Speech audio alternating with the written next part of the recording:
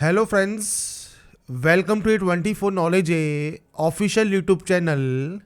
आज के इस वीडियो में हम बात करेंगे State Bank of India SBI की जो वैकेंसी आपकी इस समय ऑनगोइंग है क्लर्क पोस्ट के लिए। इसके ऑनलाइन फॉर्म को अप्लाई करते समय आपको जो जो प्रॉब्लम आ रही हैं उन सभी के बारे में हम इस वीडियो में बात करने वाले हैं। कैसे आपको फोटोग्राफ एंड सिग्नेचर अपलोड करना है, कैसे आप डिक्लेरेशन अपलोड करेंगे, लेफ्ट थंब इंप्रेशन कैसे आपको अपलोड करना है, इन सभी डिटेल्स के बारे में हम इस वीडियो में बात करने वाले हैं। और यहाँ पर फ्रेंड्स देखिए, आपका जो लास्ट डेट है वो 7 जनवरी 2025 है, तो आपके पास केवल एक वीक बचा है फॉर्म को अप्लाई करने के लिए। अगर आपने अभी तक इस फॉर्म को आवेदन नहीं किया है, आप आवेदन कर सकते हैं। वैकेंसीज आपकी यहाँ पर आपको देखने को मिल जाती है jobrasta.com पर, जहाँ पर 13,735 पोस्ट के लिए जो नोटिफिकेशन है वो आपका जारी हुआ है और आप इसके लिए ऑनलाइन अप्लाई कर सकते हैं। बस यहाँ पर ध्यान रखिएगा, आपको फ्रेंड्स यहाँ पर जो भी आवेदन करना है वो केवल आप एक ही फॉर्म यहाँ पर अप्लाई कर सकते हैं, मल्टीपल फॉर्म आपको अप्लाई नहीं करना, और केवल एक ही स्टेट या यूटी के लिए ही आप आवेदन यहाँ पर करें। और जिस भी स्टेट या यूटी के लिए आप आवेदन कर रहे हैं वहाँ की जो लोकल लैंग्वेज है वो लिखना, पढ़ना, बोलना आपको आना चाहिए। अब यहाँ पर फ्रेंड्स लोकल लैंग्वेज कौन कौन सी हैं, तो देखिए यहाँ पर सर्किल है, स्टेट है, यूटी है, और उसके बाद आपको लैंग्वेज यहाँ पर दी गई है। जैसे आप मान लीजिए गुजरात स्टेट के लिए आवेदन करना चाहते हैं तो वहाँ की जो लोकल लैंग्वेज है वो गुजराती, ये आपको आना ज़रूरी है। तो ये इस तरह से आपको यहाँ पर लैंग्वेज भी दी गई है, स्टेट या यूटी आपको यहाँ पर देखने को मिल जाता है। इसके बाद फ्रेंड्स नीचे आने पर आपको फ्रेंड्स आपके यहाँ पर कास्ट सर्टिफिकेट के बारे में जानकारी दी गई है, जहाँ पर देखिए ओबीसी कैंडिडेट के पास नॉन क्रीमी लेयर सर्टिफिकेट होना चाहिए। इसके लिए जो सर्टिफिकेट है गवर्नमेंट ऑफ इंडिया का नॉन क्रीमी लेयर का, इशूड ड्यूरिंग पीरियड 1/4/2024 से जो डेट है अपॉइंटमेंट की उसके बाद का आपके पास होना चाहिए। और जो ईडब्ल्यूएस कैंडिडेट है उनके लिए फाइनेंशियल ईयर 2023-24 का और 24-25 का अगर आपके पास है, आप आवेदन यहाँ पर कर सकते हैं। इसके अलावा एसेंशियल क्वालिफिकेशन 31 दिसंबर तक कंप्लीट हो जानी चाहिए। इसके अलावा अगर आपने अप्रेंटिसशिप किया हुआ है एसबीआई में तो आपको जो अपर एज लिमिट है उसमें भी आपको यहाँ पर छूट मिल जाती है। इसके बाद फ्रेंड्स यहाँ पर नीचे आपको एज लिमिट दी गई है जो कि 1 अप्रैल 2024 को काउंट हो रही है। 20 से 28 साल आपका एज क्राइटेरिया रहेगा इस वैकेंसी के लिए अप्लाई करने के लिए। तो ये फ्रेंड्स जानकारी आपको नोटिफिकेशन में देखने को मिल जाती है। साथ में list of medium of exam भी आपको दिया गया है और सिलेक्शन प्रोसेस आपको यहां पर दिया गया है। अब बात करते हैं इसके फॉर्म अप्लाई प्रोसेस के बारे में। अब यहां पर फ्रेंड्स देखिए, जो ये लिंक है ये इसका ऑफिशियल लिंक है वेबसाइट का, जहां से आपको आवेदन करना होगा। अगर आप पहली बार रजिस्ट्रेशन कर रहे हैं तो रजिस्ट्रेशन कीजिए, रजिस्ट्रेशन कर चुके हैं तो आप डायरेक्टली लॉग इन कर सकते हैं। पहली बार रजिस्ट्रेशन कर रहे हैं तो click here for new registration पर आपको क्लिक करना है। इसके बाद कुछ बेसिक जानकारी आपको यहां पर एंटर करनी है, जिसमें सबसे पहले आप यहां पर एंटर करेंगे आपका नाम। तो आपका फ्रेंड्स जो नाम है, फर्स्ट नेम, मिडिल नेम या लास्ट नेम, आपको यहां पर एंटर करना है। पूरा नाम एंटर करने के बाद आपका नाम यहां पर आपको शो होगा, आपका मोबाइल नंबर और मेल आईडी। अब मेल आईडी में ध्यान रखिएगा, जो भी मेल आईडी आपकी है, जैसे मैं आपको सिर्फ सैंपल लिख रहा हूं, आपकी मेल आईडी आपको देनी है और यहां से आपको डोमेन सेलेक्ट कर लेना है। और जब आप इस अपनी मेल आईडी को कंफर्म करेंगे तो यहां पर आपको आपकी मेल आईडी कंफर्म करनी होगी विद डोमेन। ये आपको इस तरह से मेल आईडी एंटर करनी होती है। इस सिक्योरिटी पिन को आपको एंटर करना होगा और उसके बाद ही आप यहां से सेव एंड नेक्स्ट करेंगे, जिससे आपका जो रजिस्ट्रेशन है वो कंप्लीट हो जाएगा। इसके बाद फ्रेंड्स रजिस्ट्रेशन कंप्लीट होने के बाद अब आपको फोटोग्राफ एंड सिग्नेचर यहां पर अपलोड करना है।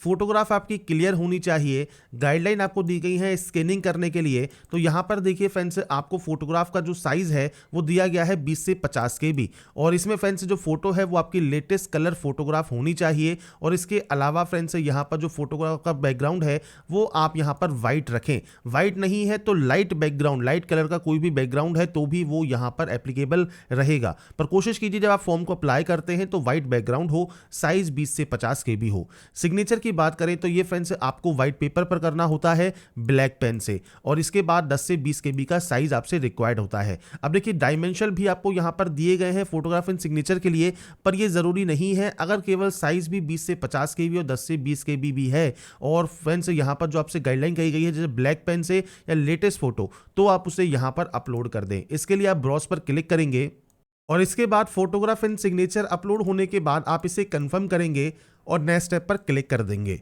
तो मैंने यहाँ पर फ्रेंड्स जो भी डाटा एंटर की है ये सिर्फ सैंपल या डेमो के तौर पर है, बाकी फ्रेंड्स जो भी डाटा मैं आप फिल करूंगा ये भी डेमो या सैंपल के तौर पर ही रहेगी। इसके बाद है सर्किल। अब देखिए यहाँ पर बेसिक डिटेल है। सर्किल क्या है, तो फ्रेंड्स यहाँ पर देखिए नोटिफिकेशन पर अभी आते हैं तो नोटिफिकेशन में आपको स्टार्टिंग में ही सर्किल नेम मिल जाते हैं, जैसे अहमदाबाद है, अमरावती है, बेंगलुरु है, भोपाल है। अब जैसे भोपाल है तो इसमें दो आपको स्टेट या यूटी मिलते हैं, मध्य प्रदेश और छत्तीसगढ़। चंडीगढ़ में आपको यहाँ पर देखिए आपके स्टेट या यूटी की लिस्ट मिल जाती है। इसी तरह से कोलकाता में, न्यू दिल्ली में भी आपको दिल्ली और उत्तराखंड मिल जाता है। तो ये फ्रेंड्स आपको यहाँ पर सर्किल सेलेक्ट करना है। अब जैसे मान लीजिए आप यहाँ पर जयपुर सेलेक्ट करते हैं तो यहाँ पर ये प्रेफरेंस आपको शो नहीं होगी, पर मान लीजिए आप यहाँ पर सेलेक्ट करते हैं कोई और प्रेफरेंस, जैसे न्यू दिल्ली आपने सेलेक्ट किया तो यहाँ पर आपको दिल्ली और उत्तराखंड का ऑप्शन यहाँ पर मिलेगा। प्रेफरेंस अगर आपको यहाँ पर कहीं पर देने की आवश्यकता है, जैसे मान लीजिए आपने महाराष्ट्र सेलेक्ट किया तो महाराष्ट्र आप सेलेक्ट कर सकते हैं। और इसके बाद महाराष्ट्र में दो ऑप्शन है, महाराष्ट्र मुंबई मेट्रो, तो जहाँ पर भी आपको स्लैश लगा मिलेगा उनमें फ्रेंड्स आपको फिर प्रेफरेंस देनी होगी। बाकी अगर आप यहाँ पर कोलकाता लेते हैं तो यहाँ पर जो स्टेट है यूटी जिसमें आप अप्लाई करना चाहें वो आपको यहाँ पर शो होगा। तो ये आपके ऊपर डिपेंड करेगा आप किस सर्किल से आवेदन करना चाहते हैं। जैसे स्लैश वाला जो भी ऑप्शन आपने सेलेक्ट किया है उसके बाद सिटी प्रेफरेंस का या सर्किल प्रेफरेंस का ऑप्शन आ जाएगा। मतलब सर्किल में भी अगर मल्टीपल सर्किल कहीं पर है तो वो आप यहाँ पर सेलेक्ट कर सकते हैं। तो ये आपके ऊपर डिपेंड करेगा, आप इनमें से कोई भी ऑप्शन को सेलेक्ट कर लें। अब यहाँ पर मान लीजिए सर्किल प्रेफरेंस दिल्ली है, बाद में आप चंडीगढ़ देना चाहें, पहले चंडीगढ़ देना चाहें वो आप दे सकते हैं। इसके बाद स्टेट या यूटी आपको यहाँ पर शो होगा और उसके बाद लोकल लैंग्वेज आपको यहाँ पर उस स्टेट या यूटी की सेलेक्ट करनी होगी। तो ये आपको प्रेफरेंस आपके अकॉर्डिंग यहाँ पर एंटर करना है। यहाँ पर फ्रेंड्स प्रेफरेंस एंटर करने के बाद आपको फ्रेंड्स यहाँ की जो लोकल लैंग्वेज सेलेक्ट करने के बाद आपसे पूछता है 10th या 12th में आपने जो स्पेसिफाइड लोकल लैंग्वेज है अगर वो आपने पढ़ी हुई है तो आप यहाँ पर यस कर देंगे। कैटेगरी कौन सी है, जनरल है, ईडब्ल्यूएस है, ओबीसी है, एससी एसटी है, वो आप सेलेक्ट कर सकते हैं। जैसे ओबीसी मान लीजिए आपने सेलेक्ट कर लिया। उसके बाद है सब कास्ट। सब कास्ट का होती है आपकी जो जाति प्रमाण पत्र है, कास्ट सर्टिफिकेट है, उस पर फ्रेंड्स आपके जो सब कास्ट है वो मेंशन होगा, वो आपको यहाँ पर एंटर करना होगा। मैं सिर्फ यहाँ पर डेमो लिख रहा हूँ, आपके अकॉर्डिंग जो भी आपकी कास्ट मेंशन है आपके कास्ट सर्टिफिकेट पर वो आप मेंशन कर देंगे। इसमें आपसे कहा भी गया है सब caste should be same as mention in caste certificate, तो ये आपके सर्टिफिकेट पर मेंशन होती है। अगर आप ईडब्ल्यूएस कैंडिडेट हैं और ईडब्ल्यूएस सर्टिफिकेट आपके पास है तो वो आप यहाँ पर टिक कर सकते हैं। इसके बाद अगर आपने अप्रेंटिसशिप किया हुआ है एसबीआई से तो आप यस कर सकते हैं। डेट ऑफ आपकी ये जो अप्रेंटिसशिप है, स्टार्ट डेट एंड डेट वो आपको देना होगा, आपकी आईडी देनी होगी, नहीं तो आप इसमें नो कर देंगे। पीएच कैंडिडेट में भी अगर आप यस करते हैं, यहाँ से आपकी सब टाइप ऑफ डिसेबिलिटी आप सेलेक्ट कर लेंगे, जो भी आपकी डिसेबिलिटी है, और उसके बाद आपके जो ऑप्शन जो भी एक्टिवेट हैं, जैसे आपको फ्रेंड्स यहाँ पर राइटिंग स्पीड आपकी अफेक्टेड है, आपका राइटिंग हैंड अफेक्टेड है, आपको स्क्राइब चाहिए नहीं चाहिए, वो जानकारी आप दे सकते हैं। अगर पीएच कैटेगरी में नहीं आते हैं सिंपली नो करेंगे और इस ऑप्शन को भी नो कर देंगे। इसके बाद है रिलीजन, तो रिलीजन सेलेक्ट कर लीजिए। माइनॉरिटी कम्युनिटी कौन सी होती है, जैन, सिख, बौद्ध, पारसी, मुसलमान, इस कैटेगरी से बिलोंग करते हैं तो यस या नो आप कर सकते हैं। अगर आप विडो या डिवोर्सी वुमन है तो आप यस या नो कर सकते हैं। एक्स सर्विसमैन है तो आप यहाँ पर यस कर सकते हैं। इसमें भी अगर डिसेबल एक्स सर्विसमैन है तो आप यस या नो कर सकते हैं। पीरियड ऑफ सर्विस आपको मंथ में यहाँ पर बताना होगा। डिपेंडेंट है सर्विसमैन किल्ड इन एक्शन के तो आप यस या नो करेंगे। नहीं है आप मान लीजिए एक्स सर्विसमैन, सिंपली नो आप यहाँ पर कर सकते हैं।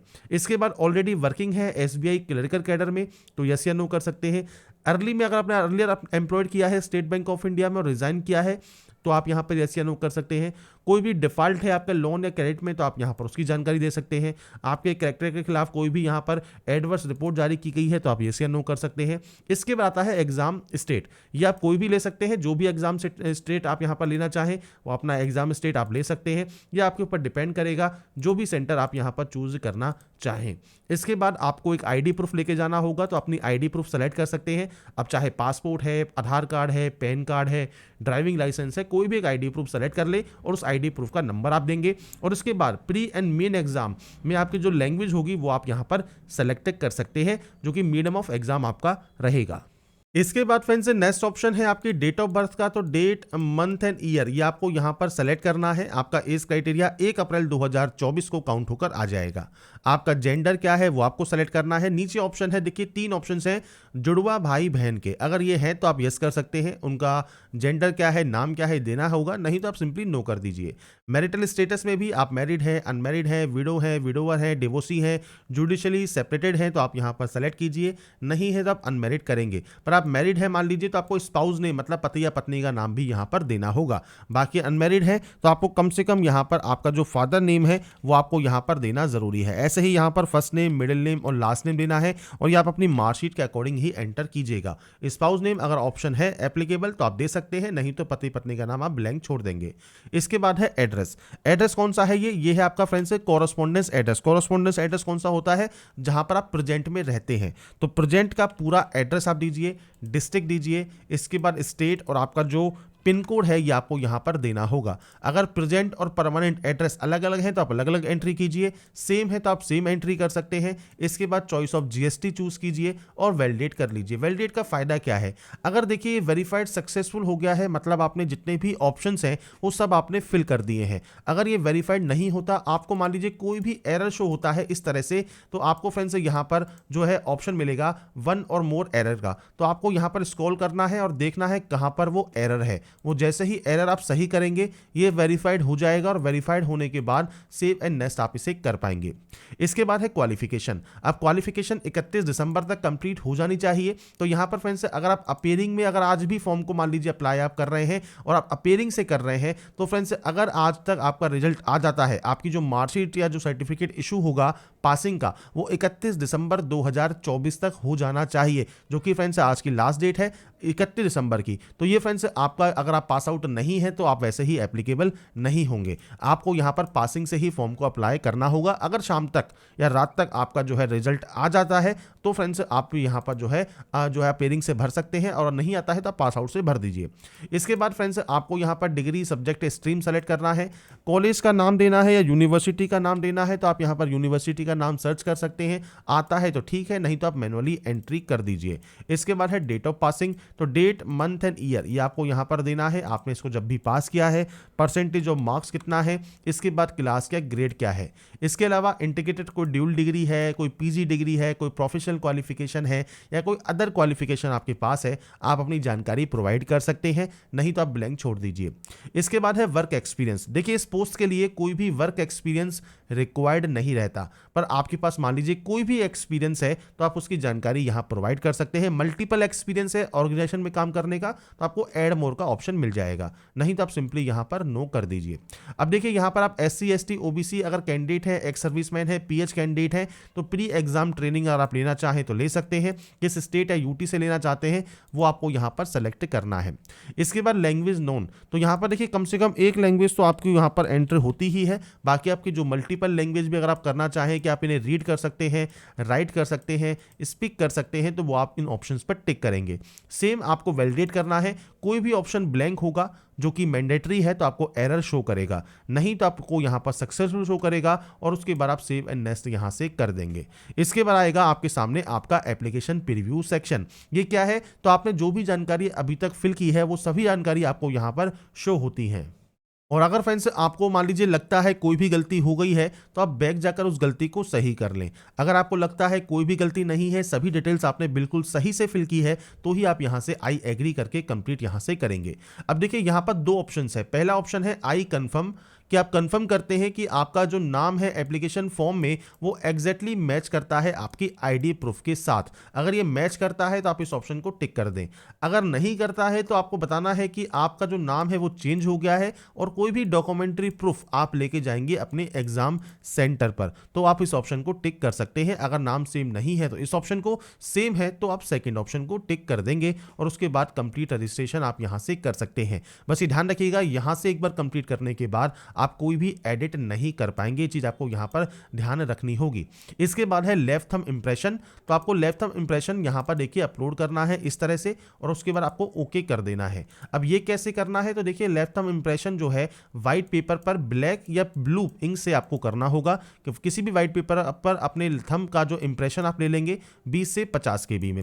इसके बाद नेक्स्ट ऑप्शन है हैंड रिटन डिक्लेरेशन। ये क्या है? तो फ्रेंड्स यहां पर आपसे कहा गया है इंग्लिश में क्लियरली आपको लिखना है व्हाइट पेपर पर ब्लैक पेन से आपको डिक्लेरेशन लिखना है और उसके बाद 50 से 100 KB में आपको स्कैन करके अपलोड कर देना है। अब इसके लिए फॉर्मेट क्या है? तो आपको देखिए यहां पर दिया गया है the text for the handwritten declaration is as follow. तो यहां आई से लेकर आई लिखे, इसके बाद अपना नाम, date of birth, hereby declare से लेके माइन तक आपको आपकी सेल्फ हैंड राइटिंग में इसे लिखना होगा। अगर सिर्फ सैंपल के तौर पर बात करें तो मैं सैंपल आपको यहाँ शो कर देता हूँ। आई, अपना नाम, आपका फ्रेंड्स यहाँ date of birth, hereby declare से लेके आप माइन तक अपनी सेल्फ हैंड राइटिंग में लिखेंगे और ओके कर देंगे। ये आपको यहाँ पर अपलोड करना ज़रूरी है। अपलोड करने के बाद आपको फ्रेंड्स यहाँ पर मिलता है ये कैप्चा कोड, तो ये कैप्चा कोड फिल कीजिए, सेव एंड नेक्स्ट कीजिए और ओके यहाँ से आप इसे कर देंगे।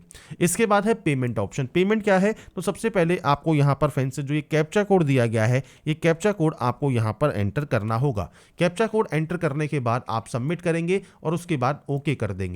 इसके बाद फ्रेंड्स आपको थोड़ा सा वेट करना है, आपको रिडायरेक्ट कर दिया जाएगा इसके बिल डेस्क पर। बिल डेस्क मतलब जहां से आपको ऑनलाइन पेमेंट करना है। पेमेंट करने के लिए मल्टीपल ऑप्शंस हैं, जैसे क्रेडिट कार्ड का ऑप्शन है, डेबिट कार्ड का ऑप्शन है, नेट बैंकिंग का ऑप्शन है, क्यूआर का ऑप्शन है, यूपीआई का ऑप्शन भी है। तो आप चाहें तो कोई भी ऑप्शन का यूज कर सकते हैं। जैसे क्यूआर कोड करते हैं तो आप मेक पेमेंट पर क्लिक कीजिए, आपको यहां पर प्रोसीड विद पेमेंट करना है और इसके बाद फ्रेंड्स देखिए क्लिक हियर टू स्कैन का ऑप्शन है, आप इस ऑप्शन पर क्लिक करेंगे।